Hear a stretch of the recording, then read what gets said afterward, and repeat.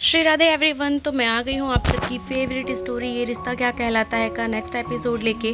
आज के एपिसोड में हम देखने वाले हैं कि क्या होने वाला है। क्या रूही और वीरा के बीच बहुत बड़ी दुश्मनी होने वाली है या फिर वो दोनों फिर से एक हो जाएंगी। तभी हम देखते हैं कि जो संजय होता है वो अपनी गलती नहीं मानता है और माधव जी उससे उसके ऊपर गुस्सा करते हैं कि तुमने क्यों ऐसा किया, क्यों अबीरा की खुशियों को हर बार तुम आग लगा देने लगते हो। तुमसे उसकी खुशियाँ देखी नहीं जाती, जब भी वो खुश होती है तब तुम उनकी खुशियों के बीच में आ जाते हो और उसे कुछ ना कुछ करके ऐसा कि उसकी जो लाइफ में थोड़ी सी खुशियाँ आती है उसको भी तुम आंसू में बदल देते हो। तभी वहाँ पे काजल आती है और वो बोलती है कि प्लीज़ भैया आप इन्हें ऐसे मत बोलिए, मैं जानती हूँ कि मेरा पति कैसा है, पर आज इनकी कोई गलती नहीं थी। इस गलती के लिए तो आज उन्हें मनीष जी को ही सब पता था, तो उन्होंने क्यों अपने परिवार में ये बात छुपा के रखी।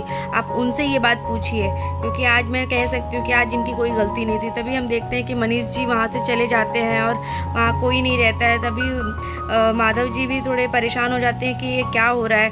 और यहाँ हम देखते हैं कि जो रूही होती है वो उसको पैनिक अटैक आने लगते हैं और वो बार बार रोहित को बोलती है कि रोहित मुझसे उसे बोल दीजिए कि प्लीज़ वो यहाँ से जाए। और अबीरा जो है वो डोर पे नॉक करती रहती है कि प्लीज़ रूही मुझसे बात करो। यहाँ अरमान जो होता है वो भी उसे समझाने की कोशिश करता है कि अबीरा अभी रूही को थोड़ा रेस्ट लेने दो, उसे थोड़ा रिलैक्स होने दो, तब हम उससे बात करते हैं। पर जो रूही होती है वो उसे बोलती है कि प्लीज़ तुम उसे बोल दो कि वो यहाँ से जाए, मुझे उससे कोई बात नहीं करनी है। अबीरा बहुत रिक्वेस्ट करती है कि प्लीज़ मुझसे मेरी बहन मत छीनो। अब रूही, मैं तुमसे बहुत समय के बाद मिली हूँ, मेरा परिवार मुझसे बहुत समय के बाद मिला है, मुझे कुछ भी नहीं पता है। तुम प्लीज़, मेरी मम्मा ऐसी नहीं थी, उन्होंने वो बहुत ही गुड लविंग और कैरिंग थी, तुम प्लीज़ ऐसे मत बोलो। यहाँ हम देखते हैं कि जो विद्या होती है वो भी माधव जी से बोलती है कि क्यों आप अबीरा के गुणगान कर रहे हैं। अगर अबीरा सच में ऐसी होती तो वो भी अपनी माँ की कातिल की बेटी है, तो वो ऐसे ही होगा, वो भी कुछ ना कुछ ऐसा ही करेगी आने वाले कल में। और वो बोलती है कि मेरा बेटा अरमान तो फंस ही गया है एक कातिल की बेटी से शादी करके। तो ये सुन के जो माधव जी होते हैं वो विद्या को समझाने की कोशिश करते हैं कि विद्या तुम्हें इतना समझ नहीं रहा है, मुझे नहीं पता कि पीछे क्या हुआ था उन लोग के घर परिवार में, पर तुम ऐसे कैसे बोल सकती हो कि अबीरा भी वैसी ही है। ये सुन के जो घर वाले लोग होते हैं वो बहुत शॉक्ड रहते हैं और कहीं ना कहीं माधव जी को गुस्सा भी आता है। और माधव जी जो है वो विद्या को समझाने की कोशिश करते हैं कि तुम ऐसे कैसे बोल सकती हो बिना सबूत और गवाह के कि अबीरा ऐसा करेगी। तो जो विद्या होती है वो बोलती है कि आप पुलिस वाले हैं, आप तो सही और गलत का फैसला कर सकते हैं, आप क्यों ऐसे कर रहे हैं। तो वो बोलते हैं कि हाँ, पुलिस भी जो होती है वो गुनहगार को सजा देती है, ना कि उसके परिवार को। तो ये सुन के घर के जो भी लोग थे, बाकी के मनीषा और मासा जो होती हैं वो भी ये सुनती रहती हैं कि अबीरा के लिए कितना गलत बोल रही है विद्या। तो भी वो बहुत रोती भी है कि मेरी बेटी रूही के लिए तो कोई नहीं समझता है, रूही के लिए किसी को कोई भी फीलिंग नहीं है, एटलीस्ट झूठी ही सही पर कोई तो उसके लिए कुछ फीलिंग दिखाओ यहाँ पे। तभी मनीषा भी बोलती है, जब वो अबीरा के खिलाफ बोलती रहती है तभी मनीषा आती है और वो बोलती है कि जेठानी साहब बस बहुत हो गया। मैं नहीं जानती कि उनके घर में मनीष जी के परिवार में क्या हुआ था, पर अबीरा की इसमें क्या गलती है, अबीरा ने क्या गलत किया है, वो तो कितने अच्छे से सबके साथ रहती है, तो भी आप उसे ही क्यों ब्लेम कर रही हैं। और मनीषा को ऐसे सुन के बहुत शॉक्ड लगता है कि जो विद्या होती है वो एक भी बात किसी की नहीं सुनती है और बस अपनी ही बात करती है। वो बोलती है कि सबको अबीरा ही दिख रही है, मेरी बहू रूही को के लिए कोई कुछ नहीं बोल रहा है, क्योंकि वो तो प्रेग्नेंट है, एटलीस्ट झूठी ही सही उसके लिए थोड़ी तो केयर दिखाओ आप लोग। पर मनीषा जो होती है वो शॉक्ड रह जाती है और कुछ भी नहीं बोल पाती। तभी हम यहाँ देखते हैं कि जो अबीरा होती है वो बार बार रूही से रिक्वेस्ट करती है कि प्लीज़ रूही दरवाज़ा खोलो और मुझे तुमसे बात करनी है। और रूही जो है वो बोलती है कि मुझे तुमसे कोई बात नहीं करनी है, मुझे तुम्हारा चेहरा भी नहीं देखना है, प्लीज़ तुम यहाँ से चली जाओ। तभी वो रोहित को बोलती है कि रोहित तुम उसे ऐसा बोलो कि वो यहाँ से जाए, मुझे उससे बात नहीं करनी है। तो रोहित जो होता है वो जाता है और उसे बोलता है कि आप यहाँ से चले जाइए। रूही को फिर भी अबीरा रिक्वेस्ट करती है कि प्लीज़ रूही मुझसे एक बार बात कर लो, पर रूही जो है वो उसकी एक भी बात नहीं सुनना चाहती है। और रोहित जो है वो उसे बोलता है कि आप यहाँ से चले जाइए भैया, इसे अबीरा को लेके। तभी रूही बहुत रोती रहती है और रोहित को हक करके बोलती है कि ये क्यों हुआ है, ये मेरी बहन नहीं हो सकती है। रोहित को जो है वो रूही को संभालता है और यहाँ अबीरा को अरमान संभालने की कोशिश करता है और वो वहाँ से उसे लेके जाता है। बोलता है कि तुम थोड़ी देर बाद उससे बात कर लेना, तब वो थोड़ा रिलैक्स होगी, तब वो बात सुनेगी और तुमसे बात करेगी। पर रूही जो अबीरा होती है वो उसे कहीं ना कहीं उस चीज़ का बहुत हर्ट होता है कि रूही क्यों इतनी नाराज़ हो गई है उससे, और वो वहाँ से भाग जाती है। और तभी हम देखते हैं दूसरी तरफ की जो अबीरा होती है वो चली जाती है वहाँ से। और यहाँ पे हम देखते हैं जो मनीष जी होते हैं वो माता रानी के मंदिर में आके रोते रहते हैं और वो बोलते हैं कि मुझसे ऐसी क्या गलती हो गई थी माँ, मैंने क्या चुनरी ठीक से नहीं बांधी थी।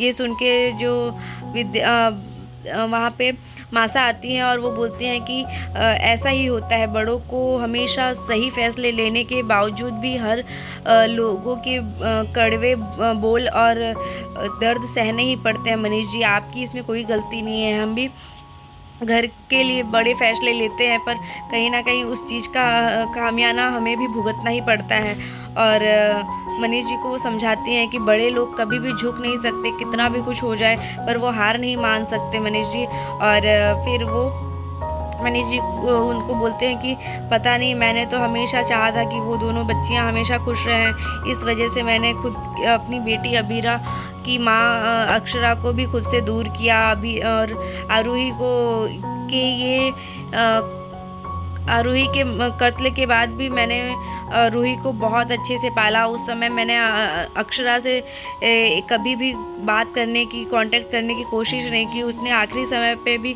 मुझे फ़ोन किया था पर मैं उससे बात नहीं कर पाया। मैंने रूही को हमेशा आगे रखा था। तभी हम दूसरी तरफ देखते हैं कि जो अक्षरा होती है वो मंदिर में एक बॉक्स लेके आती है। अरमान उसके पीछे आता है पर अरमान उसे बोलता है कि क्या मंदिर में भी नहीं आ सकता मैं तुम्हारे साथ। तो वो बोलती है कि नहीं, आज ये मंदिर नहीं, आज ये कटघरा है और यहाँ पे आज सवाल जवाब होंगे, भक्ति नहीं। और फिर जो अबीरा होती है वो भगवान से प्रे करती है और उसे बोलती है उनसे कि आपने क्यों ऐसा किया, क्या प्रॉब्लम थी। इनको बहुत शौक है ना, भगवान के सामने तो लोग अपने दुखों को दूर करने के लिए जाते हैं और भगवान तो सबके दुख को दूर करते हैं, पर ये क्यों मेरे साथ ऐसा करते हैं, क्यों इनसे रहा नहीं जाता। फिर वो अपने पापा की फ़ोटो दिखाती है और वो बोलती है मेरे जन्म के बाद तुमने इन्हें भी छीन लिया। तो मैं बहुत रोई थी, पर फिर भी मैंने सोचा कि कोई नहीं, मेरी मम्मा है साथ में और आपको वो आंसू कम लगे। फिर आपने मेरे मम्मा को, मेरी लाइफ को मुझसे छीन लिया। फिर भी बहुत रोई, फिर भी मैं बहुत पूरी तरीके से हार चुकी थी, पर फिर भी मुझे लगा कि आप हैं तो सब ठीक होगा। फिर उसके बाद वो एक बच्चे की सॉक्स दिखाती है और वो बोलती है फिर शादी के बाद आपने मुझे माँ बनने का भी सुख छीन लिया। मैं बहुत रोई, फिर भी मैंने आपसे कोई शिकायत नहीं की। फिर वो बहुत रोती रहती है और ये सुन के फिर अरमान भी उसकी बातों को समझता है और उसके दर्द को महसूस कर पाता है। तभी वो बोलती है कि आज इतने समय के बाद मुझे मेरी फैमिली मिली थी तो भी आपने उससे भी छीन लिया मुझसे। यहाँ दूसरी तरफ हम देखते हैं कि जो दादी साहब होती हैं वो मनीष जी को उठाने की कोशिश करती है और उन्हें उठा के उन्हें समझाती है कि मनीष जी आप ऐसे हार मत मानिए, आप क्यों इतने कमज़ोर पड़ रहे हैं, हम समझ सकते हैं आपकी दर्द को। लेकिन मनीष जी उन्हें समझाने की कोशिश करते हैं कि मैंने बहुत कोशिश की कि ये दोनों को ये बात का सच का पता ना चले कि ये दोनों के साथ यही चीज़ें हैं। तभी यहाँ पे हम देखते हैं कि जो अरमान होता है वो अबीरा को समझाता है और उसको तकलीफ़ में देख के वो उसे बोलता है कि अबीरा सब ठीक हो जाएगा, तुम परेशान मत हो, मैं तुमसे प्रॉमिस करता हूँ मैं तुम्हें तुम्हारा परिवार वापस करके दूंगा और तुम उस पर ट्रस्ट करके देख सकती हो। तभी वो उसके सर पैर पे सर रख के सोने की लगती है। वो उसे सुलाने की कोशिश करता है कि वो थोड़ा रिलैक्स हो जाए, पर अबीरा जो है वो उसके अंदर बहुत तकलीफ़ रहती है और वो सो चुकी रहती है। तभी हम दूसरी तरफ देखते हैं कि जो मनीष जी होते हैं वो जाने ही लगते हैं। तभी वहाँ पे संजय आ जाता है और वो उसे बोलता है कि वहाँ पे वो दो बच्चों को देख के बहुत खुश होते हैं कि कैसे ये दो बच्ची खुश है। तभी वहाँ संजय आके बोलता है कि काश तुम्हारी बेटियाँ अभीरा और रूही के बीच भी ऐसा ही प्यार होता है। तो ये सुन के जो मनीष जी होते हैं वो बहुत गुस्सा करते हैं कि आपने तो सब तहस नहस कर दिया, सब अनर्थ कर दिया है संजय जी, आपको क्या मिला ये सब करके और आप क्यों ऐसा कर रहे हैं। तभी वो मनीष जी बहुत उनके अंदर बहुत तकलीफ रहती है, वो रोते भी रहते हैं। पर जो संजय होता है वो बहुत ही बेईमान तरीके का इंसान है। वो बोलता है कि अब तो मैं पूरा हिसाब तो करूँगा ही, अगर मैं बेईमानी पे उतरा हूँ तो उसमें भी कैसे गलतियाँ कर सकता हूँ, उसे तो पूरी तरीके से निभाना पड़ेगा ना। तो फिर वो यहाँ पे हम देखते हैं कि जो संजय होता है वो बोलता है कि अरे मैंने तो आपका काम आसान कर दिया, आपके ऊपर इतना बड़ा बोझ था जो वो मैंने कम कर दिया। आपको तो थैंकफुल होना चाहिए मेरे लिए कि मैंने आपकी ये उलझन भी कम कर दी। अब आपको इस बोझ तले नहीं रहना पड़ेगा कि अभीरा और रूही जो हैं वो बहनें हैं। तो जो संजय होता है वो बोलता है कि आपने अभी तक तो मेरा बदला देखा ही नहीं है, मैं अगर अपने पे आ जाता हूँ तो मैं किस हद तक जाता हूँ। तभी मनीष जी को बहुत गुस्सा आता है। तो वो बोलता है कि आप ऐसे गुस्सा मत कीजिए, मैं तो डर जाऊँगा आपके गुस्से से। और यहाँ जो मनीष जी होते हैं वो उसके ऊपर बहुत गुस्सा करते हैं। और तभी हम देखते हैं कि जो अभीरा होती है वो अचानक से उठती है, उसे रूही की आवाज़ आती है और वो रूही जो होती है वहाँ से घर छोड़ के जाने के लिए जाने लगती है। तभी घर के बाकी के लोग जो मनीषा और मनोज और माधव जी होते हैं वो उसे समझाने के लिए और बचाने के लिए आते हैं। उसे बोलते हैं कि तुम ऐसे कैसे कर सकती हो, जो भी हुआ वो सब पास्ट था, तुम अभी पास्ट को अपने भूल के आप लोग अपनी दुश्मनी को भूल के आगे बढ़े थे, तो अब वापस से क्यों वही कर रहे हो। तो ये सुन के जो अभीरा रूही होती है वो बोलती है कि मैं उसकी गलतियां तो माफ़ कर सकती थी पर उसकी मम्मा की गलती नहीं माफ़ कर सकती, उन्होंने मेरी माता श्री को मुझसे छीना है। तो मैं कभी ये चीज़ें को बर्दाश्त नहीं करूँगी, क्योंकि मेरी माँ की कातिल की बेटी है वो, तो मैं उससे कभी फ्रेंडशिप नहीं कर सकती हो।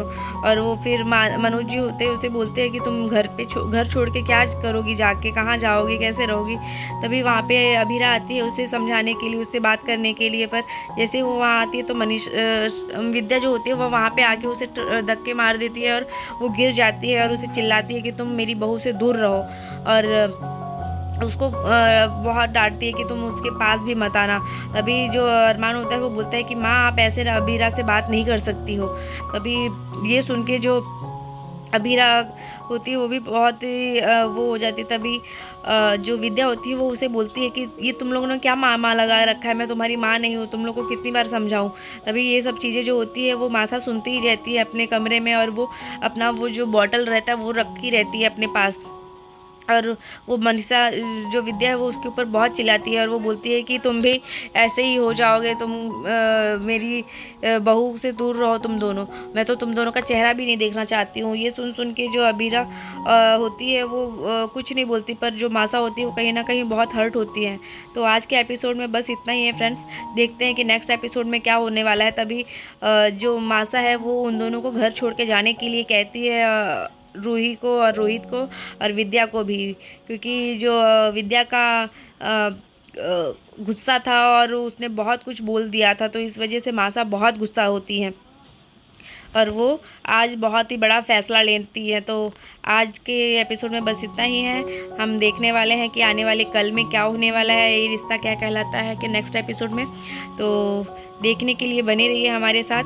आज का एपिसोड कैसा लगा फ्रेंड्स ज़रूर बताइएगा, और अगर आप चैनल पे नए हैं तो चैनल को सब्सक्राइब, लाइक, बेल आइकन को प्रेस करना बिल्कुल भी ना भूलें। तो हम देखते हैं कि जो रूही को पता चल जाता है अभीरा का सच, और जो अरमान होता है वो अभीरा का साथ देता है और अभीरा से वादा करता है कि मैं तुम्हें तुम्हारी फैमिली वापस करके रहूँगा। और जो मासा होती हैं वो भी बहुत बड़ा फैसला लेती हैं, वो अपने गुस्से को आज बाहर निकालती हैं और वो बोलती हैं कि अब या तो इस घर में जो विद्या होती है वो बोलती है कि या तो हम रहेंगे या तो ये लड़की।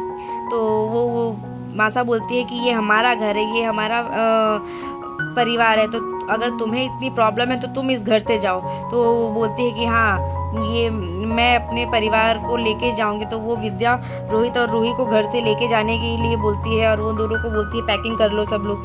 तो आज के एपिसोड में बस इतना ही है फ्रेंड्स। देखने के लिए बने रहिए, क्या होगा कमेंट सेक्शन में ज़रूर बताना, और चैनल पे अगर नए हैं तो चैनल को सब्सक्राइब लाइक करना बिल्कुल ना भूलें।